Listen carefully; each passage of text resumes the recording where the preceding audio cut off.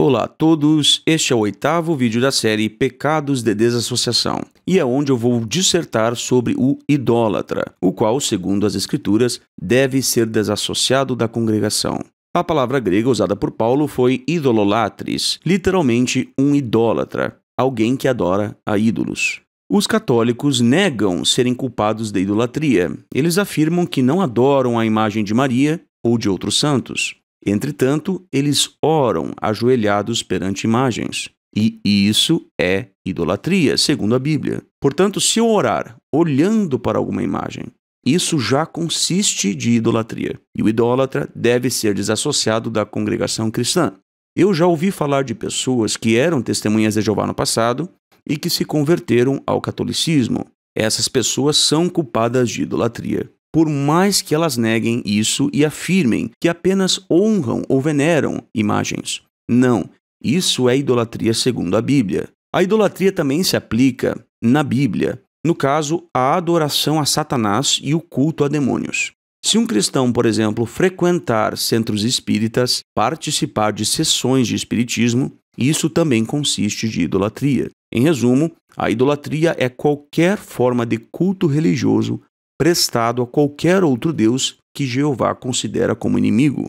Deve-se observar que essa palavra é usada com sentidos diferentes no Novo Testamento, porém. Comecemos com uma pergunta. Todas as formas de idolatria são pecados de desassociação? Pause o vídeo e responda. Agora leia comigo a carta aos Colossenses, capítulo 3, versículo 5. Abre aspas. Amortecei, portanto, os membros do vosso corpo, que estão na terra, com respeito à fornicação, impureza, apetite sexual, desejo nocivo e cobiça, que é idolatria. Fecha aspas. Aqui Paulo mostra que a cobiça é uma forma de idolatria. Entretanto, é inconcebível a ideia de alguém ser desassociado por cobiça como forma de idolatria, pois é um sentimento. Assim, a cobiça é um tipo de idolatria que só Deus, que lê os sentimentos, pode acusar alguém de cometer. A revista A Sentinela, de 15 de novembro de 1972, página 679 em português, corretamente explicou que um determinado objeto pode ter sentido religioso em uma parte do mundo ou em um período histórico, mas em outra parte do mundo ou em outro período histórico, o mesmo objeto talvez não tenha significado religioso.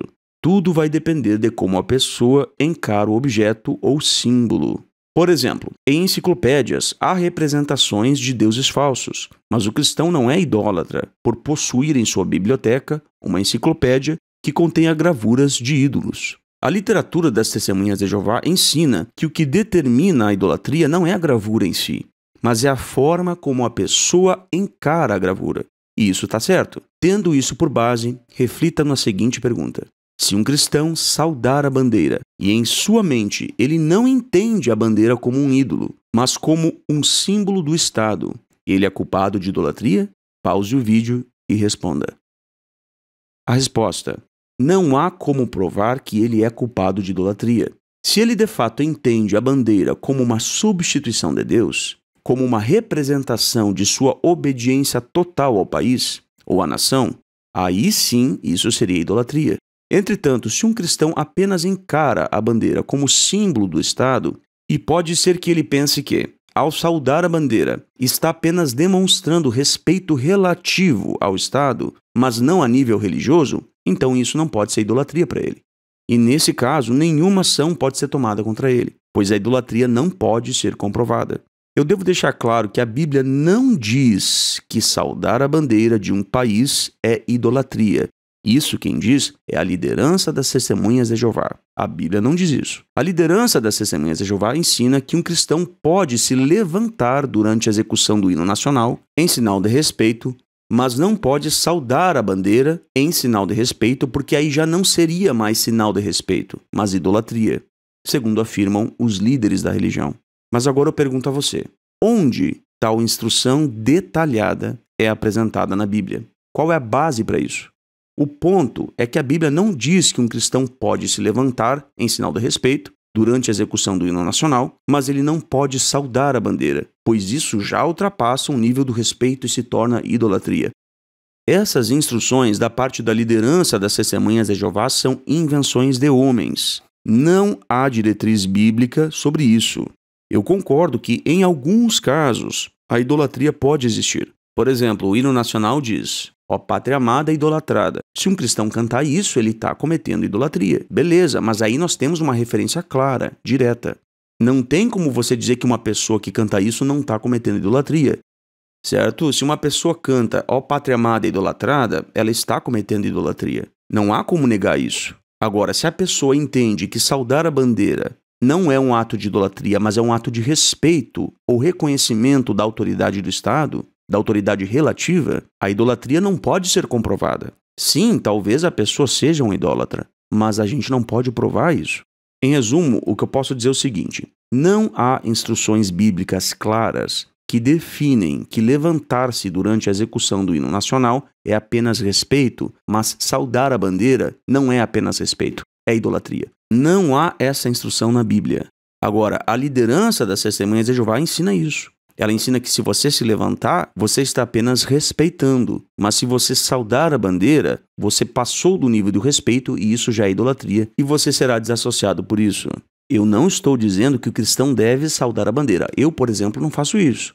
Entretanto, esta é a minha decisão baseada na minha consciência. Eu não posso impor isso aos outros. E agora eu vou adentrar esse ponto justamente na questão das consciências individuais e como a liderança das Testemunhas de Jeová não mais respeita as consciências individuais. No passado não era assim. Até a década de 60, mais ou menos, existia muita liberdade e muito respeito às consciências na organização das Testemunhas de Jeová. Hoje em dia isso mudou radicalmente. Atualmente, as Testemunhas de Jeová não mais são uma religião livre, uma religião que liberta. Atualmente, as Testemunhas de Jeová são uma religião mais controladora, mais cheia de regras do que a Igreja Católica. A liderança das Testemunhas de Jeová não respeita mais as consciências dos cristãos. Isso tem piorado muito nas últimas décadas. Até a década de 50, conforme eu falei, ou mesmo depois, havia muita liberdade entre as Testemunhas de Jeová. Mas desde que o corpo governante foi formado em 1971, regras e mais regras extra-bíblicas têm sido impostas aos cristãos ao redor do mundo e muitos têm sido desassociados sem base bíblica. No livro Pastoreiem o Rebanho de Deus, ponto 39, que é o livro para anciãos, o corpo governante define a apostasia como um pecado de desassociação. E uma das formas de apostasia, segundo define o próprio corpo governante, é, abre aspas, ter um emprego que promove a religião falsa. Uma pessoa pode ser desassociada se continuar no emprego que a faça promover ou apoiar a religião falsa. Mas isso só aconteceria depois de os anciãos terem dado 6 meses para a pessoa fazer os ajustes necessários. Fecha aspas. O corpo governante chega ao ponto de controlar quais tipos de emprego os irmãos podem ter. E o mais assustador nisso é que os irmãos concordam com isso. E aqui nós temos um exemplo perfeito de que as Testemunhas de Jeová hoje possuem, sim, o seu próprio Talmud, ou tradição extra-bíblica. A Bíblia não apresenta nenhuma instrução sobre empregos específicos e a desassociação. Portanto, isso aqui que o corpo governante disse é completa invenção de homens. Imagine o seguinte: uma testemunha de Jeová começa a trabalhar em uma livraria de viés católico, onde Bíblias, comentários bíblicos e dicionários bíblicos são vendidos. E também há uma seção de ídolos. Dependendo de quão linha dura forem os anciãos de sua congregação, tal pessoa poderá sim ser desassociada. Gente, isso é um absurdo. A pessoa vai ser desassociada por apostasia sem ser culpada de absolutamente nada. Isso mostra que os membros do corpo governante atropelaram as consciências pessoais dos irmãos. Estes irmãos não possuem mais liberdade para decidir com base em suas consciências nada. Isso é trágico. Mas talvez você pense, não, deveria ser assim mesmo. O corpo governante tem que determinar tudo mesmo. Você acha isso, meu irmão? Bom, se é assim, então eu vou fazer uma citação longa aqui da revista A Sentinela, de 15 de setembro de 1951, páginas 574 a 575, em inglês. Eu vou deixar o link dessa citação na descrição, porque essa sentinela não tem no CD-ROM, tá bom? Abre aspas. Qual deve ser a posição do cristão em relação ao trabalho em fábricas de defesa, servindo em júris, vendendo cartões de Natal ou árvores, etc.?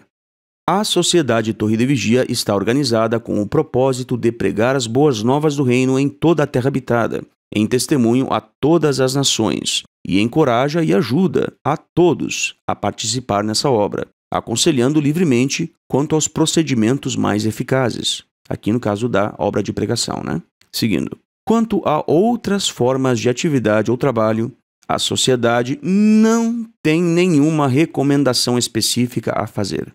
Elaborar regras para todas as situações possíveis relativas ao trabalho secular nos levaria à compilação de um volumoso conjunto de regulamentos semelhantes ao Talmud, procurando fazer todas as distinções sutis quanto a quando determinado trabalho se torna censurável.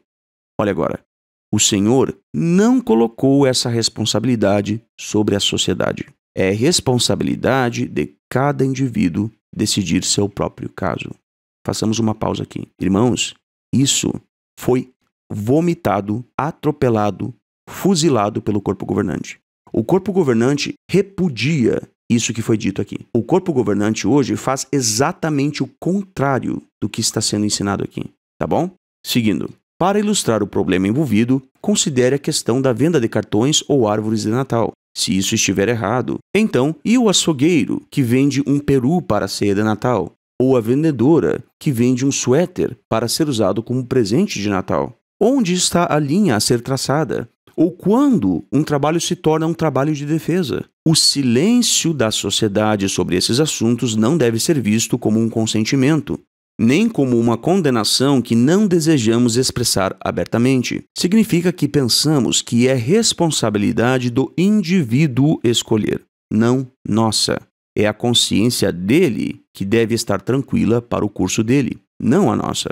Ele conhece todas as circunstâncias, não nós. As testemunhas de Jeová leram suas Bíblias e estudaram as publicações da Torre de Vigia, que se esforçaram para tornar claros os justos princípios e exigências de Jeová para a orientação dos cristãos.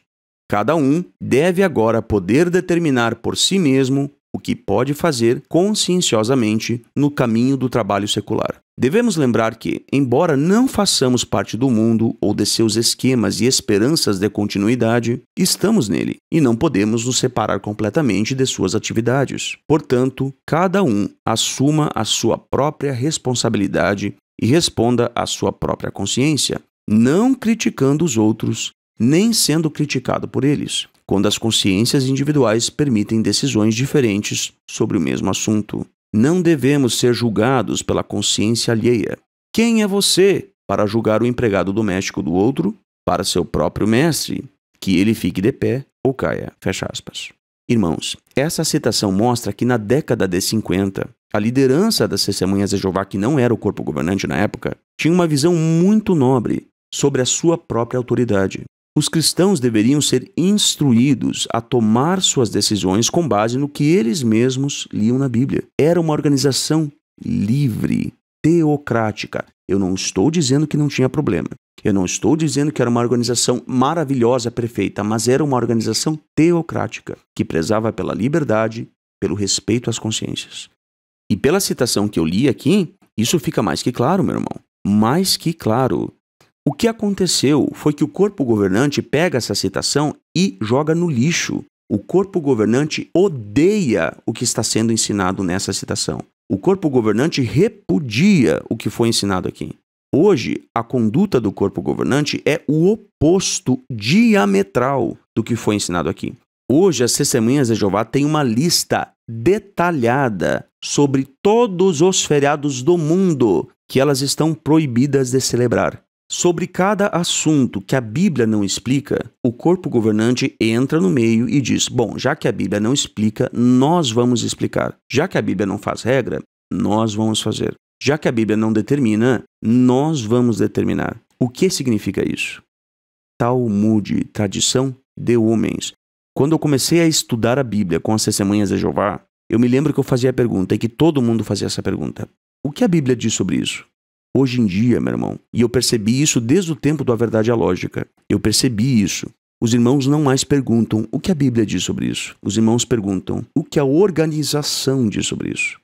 Por quê? Porque para os irmãos, o que a organização diz é mais relevante, mais importante, mais determinante do que aquilo que a Bíblia diz. Quando eu fazia parte do grupo A Verdade é Lógica, eu me lembro que os irmãos vinham perguntar para mim: o que a organização diz sobre o seu canal? O que a organização diz sobre seus vídeos? Sobre você fazer vídeos?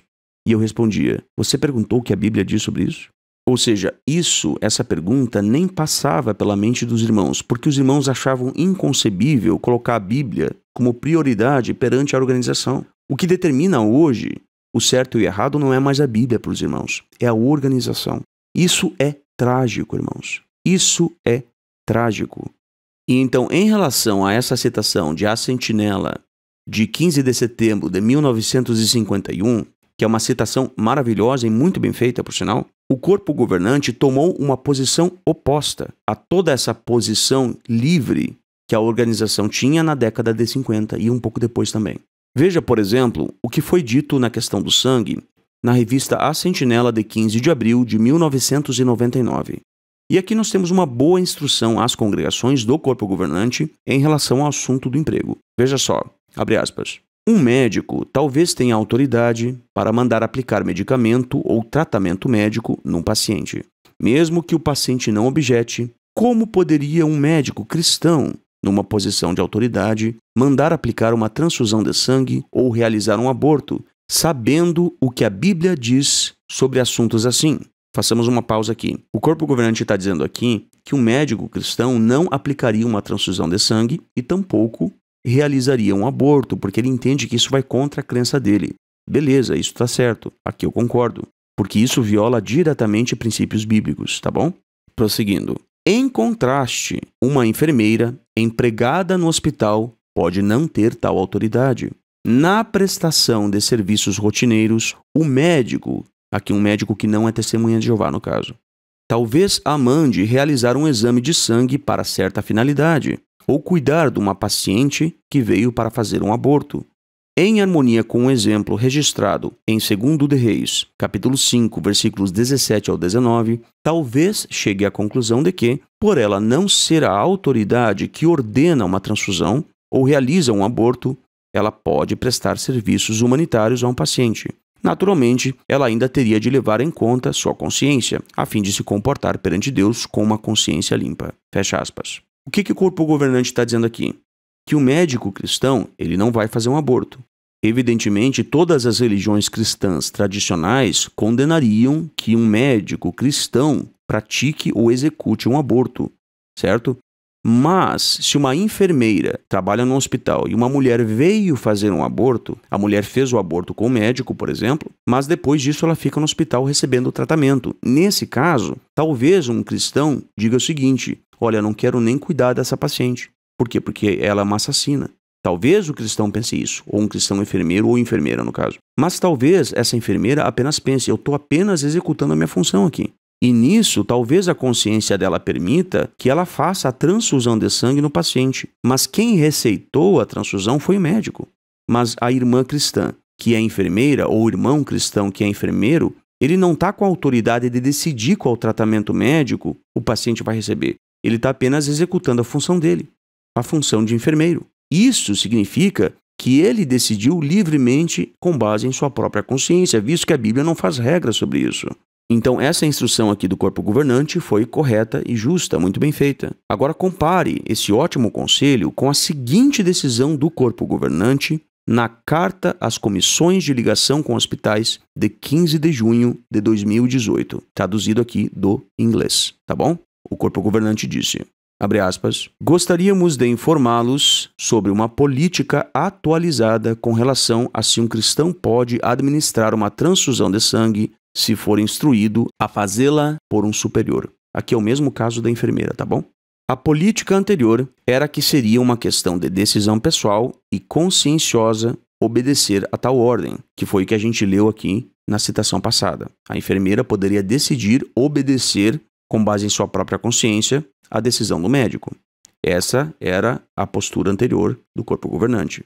Agora, em 2018, veja o que o corpo governante fez. Seguindo a leitura, no entanto, depois de analisar cuidadosamente o assunto o corpo governante determinou que a administração de tal transfusão está tão intimamente ligada a uma prática antibíblica que a pessoa inquestionavelmente, olha a palavra, inquestionavelmente, se torna cúmplice de uma prática errada.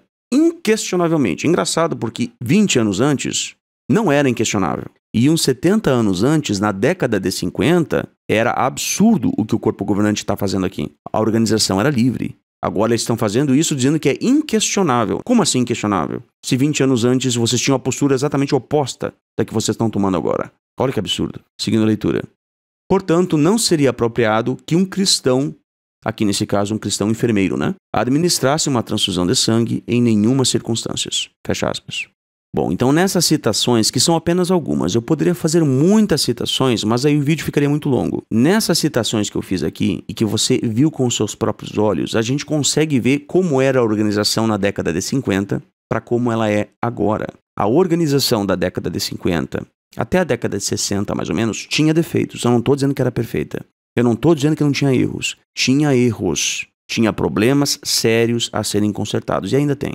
Mas naquela época, a organização era livre. O sistema organizacional sabia os seus limites.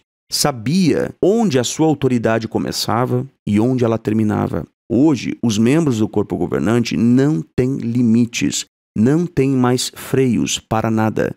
Eles adquiriram autoridade absoluta sobre tudo e sobre todos, sobre as consciências pessoais dos irmãos em assuntos nos quais não há qualquer instrução bíblica.